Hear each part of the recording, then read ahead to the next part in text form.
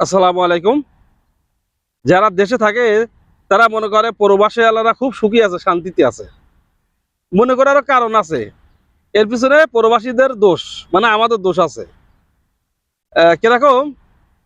আমরা যখন ভালো একটা পোশাক পরি, ভালো একটা জায়গায় যখন বেড়াতে যাই, সেই জায়গার একটা ছবি অথবা ভিডিও আমরা পোস্ট করি। যখন আমরা ভালো খাবার খাই, সবাই মিলে যখন আড্ডা দেই, তখনকার একটা ছবি অথবা ভিডিও আমরা পোস্ট করি। তো এগুলো যখন দেশের মানুষ দেখে, তারা মনে করে আসলে ওরা খুব আনন্দ আছে, খুব সুখী আছে, শান্তিতে আছে, খুব আনন্দ ফুর্তি করে বেড়াইতেছে। কিন্তু আমরা যখন কষ্টের কাজ করি, অনেক পরিশ্রম করি, সেই সময়টা কোনো ছবি কোনো ভিডিও আমরা আমরা কিন্তু আপলোড করি না। আমরা যে সকাল থেকে রাত পর্যন্ত কঠোর পরিশ্রম করি, আমরা এই যে এত পরিশ্রম করার পরেও নিজেরা বাজারে যাই, নিজেরা রান্না করি, তারপরে আমরা খাই। আমাদের যে পোশাক পাতি, যে ড্রেস, এগুলো আমরা নিজেরাই পরিষ্কার করি। আমাদের হাতে কোনো সময় থাকে না। সারাদিন আমরা কিন্তু ব্যস্ত থাকি, কাজের ভিতরে থাকি। এত কষ্ট করি, এত পরিশ্রম করি, সেইগুলো আমরা কারোর সাথে শেয়ার করি না। কেন করি না?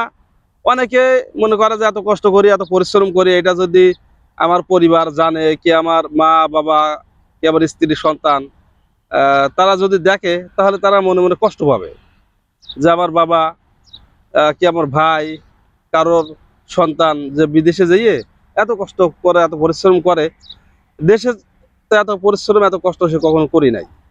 তো আসলে এগুলো প্রচার করলেই, তাদের সাথে শেয়ার করলেই তারা কষ্ট পাবে।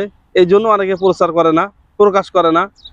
আবার অনেকে নিজের ব্যক্তিত্বের কারণে প্রচার করে না, যে আসলে মানুষ কি বলবে যে আমি এত কষ্ট করি, দেশে তো এত কিছু করতাম না। তো এই জন্য এগুলো প্রকাশ করে না কেউ। কিন্তু আমাদের হাতে ভাই একদম সময় থাকে না। সেই ভোর থেকে ওঠার পর থেকে রাত 10টা পর্যন্ত, কারো 12টা পর্যন্ত, কেউ 1টা পর্যন্ত শুধু কাজের ভিতরে থাকে। কাজের ভিতরে বলতে যদি বলেন যে 8টা পর্যন্ত কি আপনার কাজ করেন না, সকালবেলা থেকে ভোরবেলা থেকে মনে করেন রাত পর্যন্ত কাজ করে, রাত 7টা 8টা পর্যন্ত কাজ করে, কেউ 5টা পর্যন্ত করে, মানে বিকাল 5টা পর্যন্ত।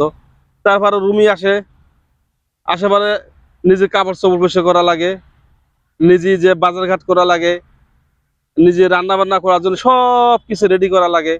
কারণ এখানে কেউ কারো সাহায্য করার তো সময় নেই, সবাই তো ব্যস্ত, সবাই যার যার কাজে ব্যস্ত।